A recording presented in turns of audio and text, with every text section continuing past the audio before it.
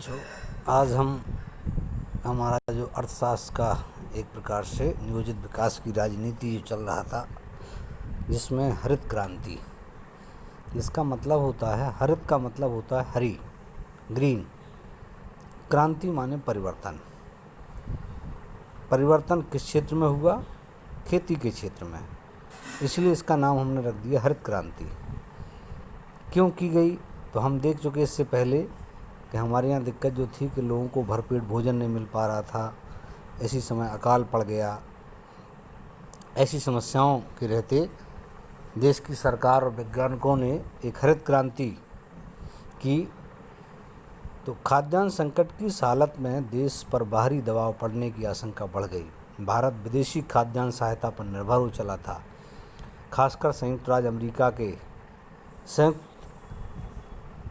राज्य अमेरिका ने इसकी एवज में भारत पर अपनी आर्थिक नीतियों को बदलने के लिए जोर डाला कि हम आपकी मदद तो करेंगे, लेकिन आपको हमारे हिसाब से चलना होगा। सरकार ने खाद्य सुरक्षा को सुनिश्चित करने के लिए कृषि की एक नई रणनीति अपनाई।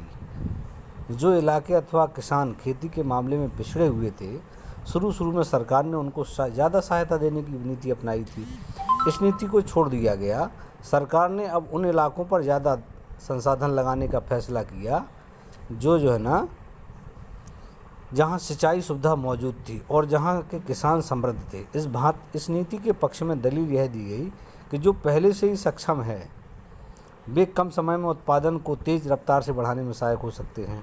सरकार ने उच्च गुणवत्ता के बीज, उर्वरक, कीटनाशक और बेहतर सिंचाई सुविधाएं बड़े अनुदानित मूल्य पर मुहैया कराई। अनुदानित माने कम पैसे में उन्हें छूट दी गई कि हम आपको ये अच्छी चीज़ें कम पैसे में दे रहे हैं, क्योंकि किसान खरीदने में सक्षम नहीं था।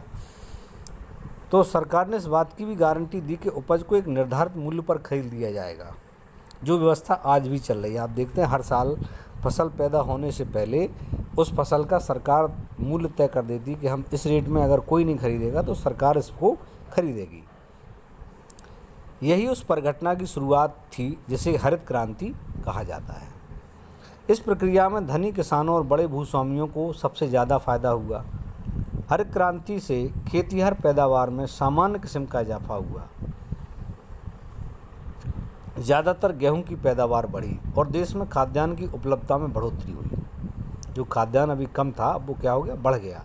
बहरहाल इससे समाज के विभिन्न वर्गों और देश के अलग अलग इलाकों के बीच ध्रुवीकरण तेज हुआ।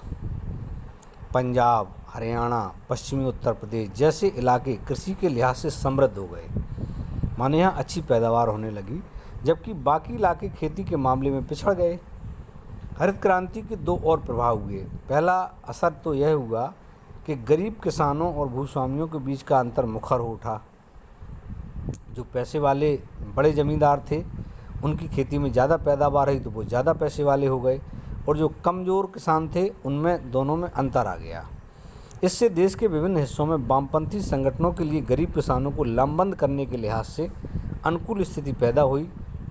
और दूसरे, हरित क्रांति के कारण कृषि में मझोले दर्जे के किसानों यानी मध्यम श्रेणी के भूस्वामित्व वाले किसानों का उभार हुआ। इन्हीं बदलावों से फायदा हुआ था और देश के अनेक हिस्सों में ये प्रभावशाली बनकर उभरे भी। एक और यहाँ आपको दिखाई दे रही होगी श्वेत क्रांति। श्वेत का मतलब सफ़ेद, क्रांति माने परिवर्तन। क्रांति का मतलब होता है व्यवस्था में जड़ से परिवर्तन हो जाए, माने बड़ा परिवर्तन। इसको हम कहते हैं क्रांति। क्रांति किसी भी क्षेत्र में हो सकती है। तो यहाँ हम श्वेत क्रांति की बात कर लें। श्वेत क्रांति का मतलब था कि दूध का उत्पादन कैसे बढ़ाया जाए ताकि बच्चों को ज़रूरी मात्रा में पोषक तत्व उपलब्ध हो सकें। हमने एक ऐड देखा होगा, अटरली बटरली डेलीशियस का जुमला आपने ज़रूर पढ़ा सुना होगा। खुशगवार तस्वीर भी देखी होगी, जिसमें एक छोटी सी बच्ची के हाथ में मक्खन लगा टोस्ट होता है। जी हाँ, हम अमूल के विज्ञापन की बात कर रहे हैं। क्या आप जानते हैं कि अमूल के उत्पादों के पीछे सहकारी डेयरी फार्मिंग की एक पूरी कथा छुपी है?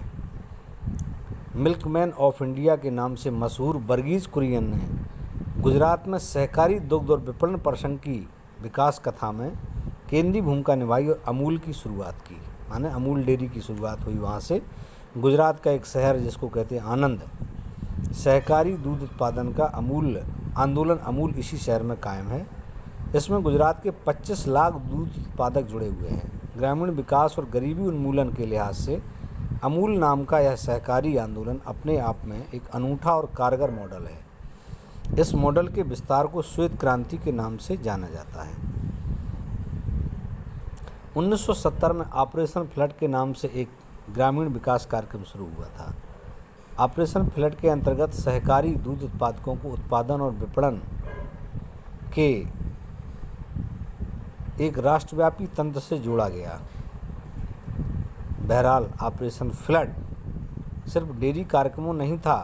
इस कार्यक्रम में डेयरी के जो काम को विकास के माध्यम के रूप में अपनाया गया। मतलब अभी तक जो होता था कि अपने घर में अपने जानवरों का दूध पैदा करके खुद ही घर में खर्च कर लेते थे, लेकिन यहाँ उसे एक व्यावसायिक रूप दिया गया ताकि ग्रामीणों को रोजगार के अवसर उपलब्ध हों और उनकी आमदनी बढ़े तथा गरीबी दूर हो। सहकारी दूध उत्पादकों की सदस्य संख्या लगातार बढ़ रही है। सदस्यों में महिलाओं की संख्या भी बढ़ी है। महिला सरकारी डेयरी के जमातों में भी इजाफा हुआ है। तो इतना सारा परिवर्तन इस क्रांतियों के माध्यम से हुआ। इसके आगे और क्या बदलाव हुआ देखें हम। 1960 के दशक के अंत में भारत के आर्थिक विकास की कथा में एक नया मोड़ आता है, जिसमें इंदिरा गांधी जननेता बनकर उभरी। उन्होंने फैसला किया कि अर्थव्यवस्था के नियंत्रण और निर्देशन में राज्य और बड़ी भूमिका निभाएगा और 1967 के बाद की अवधि में निजी क्षेत्र के उद्योगों पर और बाधाएं आयद हुईं। 14 निजी बैंकों का राष्ट्रीयकरण कर दिया गया, माने सरकारी बैंक हो गए जो आज की तारीख में ये बैंक हैं। अब इनकी संख्या बढ़ गई, फिर से सरकार ने कम करती जा रही है। सरकार ने गरीबों की भलाई के लिए अनेक कार्यक्रमों की घोषणा की। इन परिवर्तनों के साथ ही साथ सरकार का विचारधारात्मक रुझान समाजवादी नीतियों की तरफ बढ़ा। इन बदलावों को लेकर देश की विभिन्न राजनीतिक पार्टियों में गर्मा गर्म बहसें चलीं।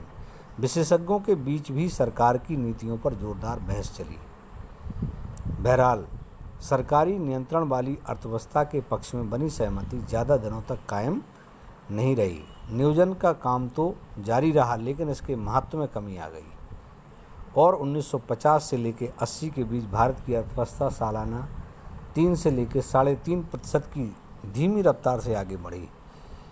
सार्वजनिक क्षेत्र माने सरकारी क्षेत्र के कुछ उद्यमों में भ्रष्टाचार, अकुशलता का जोर बढ़ा। नौकरशाही भी आर्थिक विकास में ज़्यादा सकारात्मक भूमिका नहीं निभा रही थी। सार्वजनिक क्षेत्र तथा नौकरशाही के प्रति शुरू में लोगों में गहरा विश्वास था, लेकिन बदले हुए माहौल में यह विश्वास टूट गया। जनता का भरोसा टूटता देख नीति निर्माताओं ने 1980 के दशक के बाद से अर्थव्यवस्था में राज्य की भूमिका को कम कर दिया। इस बदलाव के बारे में हम पाठ्यपुस्तक के आखिरी हिस्सों में पढ़ेंगे। ये पाठ पूरा हो गया है।